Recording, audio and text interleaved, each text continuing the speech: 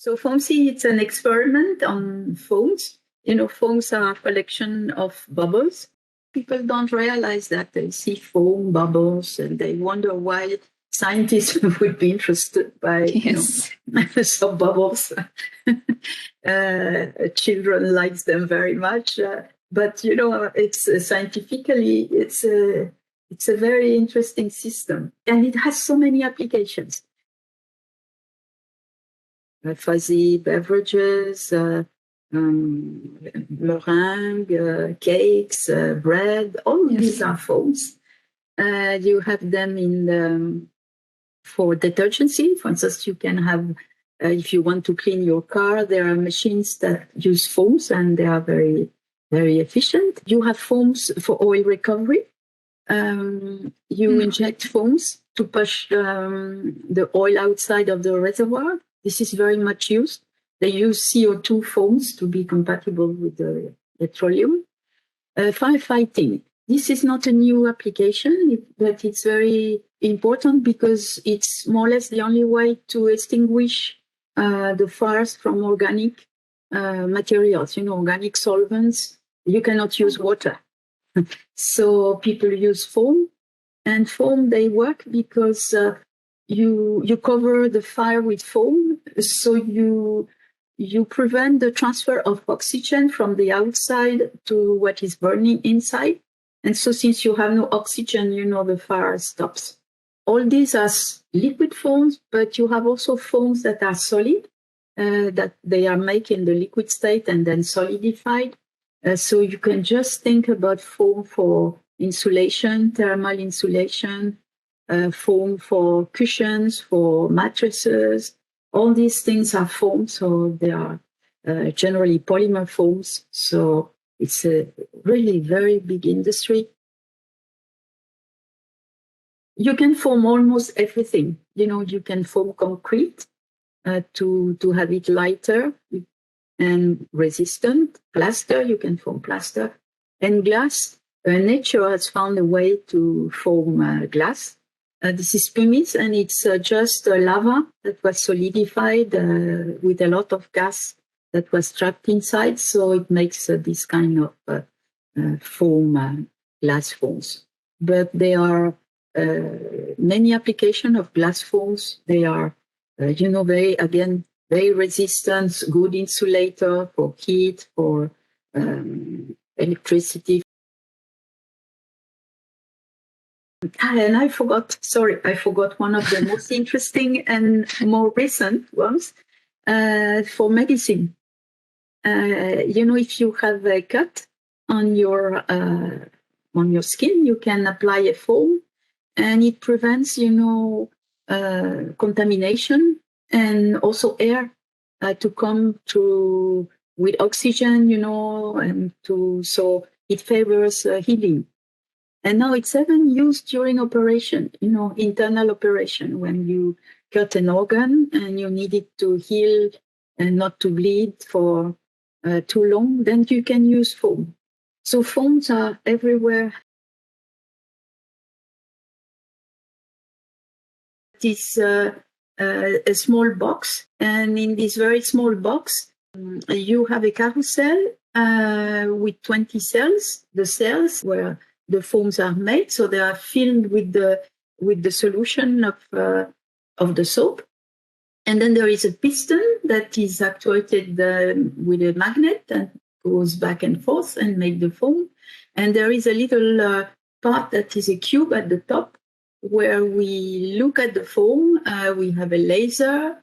We look at the transmission, at the reflection, at correlation function, sophisticated devices. And we also have a camera that looks at the top window to see how the foam is behaving, measure the bubble size. So the carousel rotates. So each time we finished one cell, it rotates, and then we study another one. At the top, in the middle, you see the Columbus section of the ISS. This is the European section. And in the Columbus, you have several racks, like one that is on the left, and it's called Fluid Science Laboratory, FSL. And below that, you see the experiment container, and it goes into this fluid science laboratory. At the side of the experiment container, you see the foam cells are grouped 4x4. You also have VMU. This is the video monitor unit that connects the FSL and the instrument to the Columbus. And then it goes into, if you look on the right, you see an antenna. Means that this is the way the results that are digitalized go to the Earth surface. And then they go to BUSOC, the Belgium center where the data are received and who control also the experiment, how it, how to change the cell, to rotate the carousel, etc. And then there is another arrow, and this is us, the science team. we get all these data and we have to analyze them. That was the first foam picture that we got from the ISS. This is the picture of the top window of the little cell. So you see all the bubbles. And this, when we saw that last March, we were so happy. I cannot tell you to see that, that we were getting foam in the ISS. That was very promising. And indeed, everything went on very well for the first phase of the experiment. So if you, for instance, take a bath, you have a lot of foam. And you see that very quickly this foam becomes very dry with bubbles with very little liquid. The liquid goes down because of gravity. So it's impossible to study foams containing substantial amount of liquid on Earth. So in this cartoon, you see the principle of the experiment. There are images going from liquid fraction that is 0, so just air, to 100%, so this is just water. And in between, you see you have all the different aspects of the system. For very small liquid fraction, you have these bubbles that are not spherical, that are distorted, like the ones that you could see when you have a bath with foam.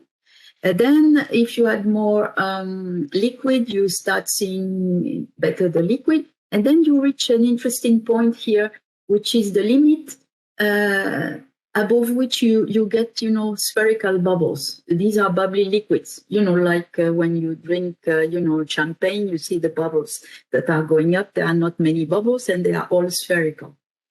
And we are interested in the transition, between these two. It's a very interesting transition.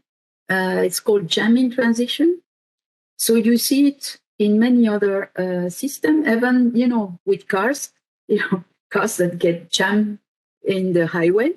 So this is a transition before it's fluid and then it doesn't move anymore. Mm-hmm. You also have the problem with sun. Sometimes sun flow and sometimes it's stuck. So it's a very universal transition that it's not very well known. And this is one thing that we went to study, this jamming transition, understand what happens there. Most people that make foam materials, they want to have more than a few percent of liquid in there. They want to have, let's say, 50%. So since they destabilize very rapidly on Earth, there is no knowledge, no scientific knowledge on how these wet foams behave. And so we think that understanding better these wet foams, we could, produce some models, theories that will help all the people who study use applications to understand better.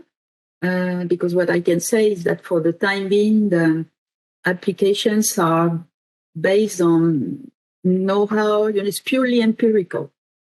So if we can explain better what's happening in this wet foam, I think it will be very useful.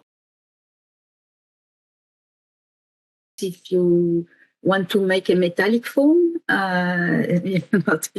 these are not so new. You have them in BMW cars. You know, these contains 50% metal and 50% air, and they are very light and very resistant. And so they are made. Of course, you have to melt the metal. You blow air inside, and you make the foam, and then you end with very interesting materials that are light and resistant. It's important to know what's happening in these foams because on Earth, you know, the metal also, because of gravity, separate very rapidly. So this needs to be optimized, and it's not that simple. We have two samples that were, you know, we had little problems during recording, so we want to study them again.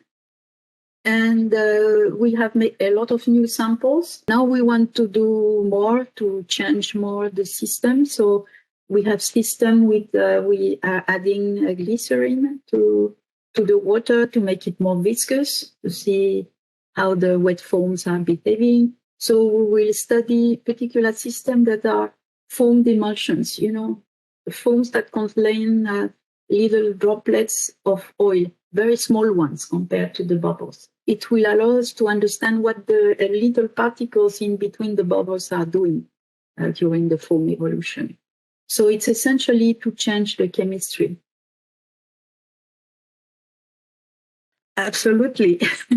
And well, we were so happy to see the experiment working very well in the first phase. So we are very excited to have new knowledge, you know, with the new type of samples. So we hope that everything will work as well as during the first phase. And we are especially excited because we learned that Thomas Pesquet, our French astronaut, was going to install the cells into the box.